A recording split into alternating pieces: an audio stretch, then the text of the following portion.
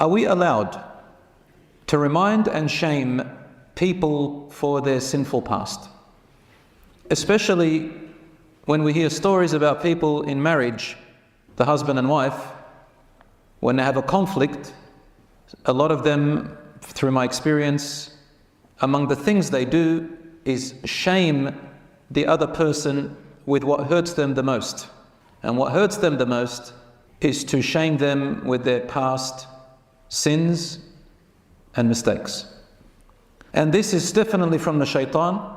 And the Prophet ﷺ did say, beware of al-haliqa, beware of the thing that shaves. They said, وَمَا الْحَالِقَ يَا رَسُولَ اللَّهِ? What is the thing that shaves? Says the one that shaves your good deeds. It shaves all your righteous actions that you've done. It is when you cause mischief, disunity, and denigration to the Muslims, to the community.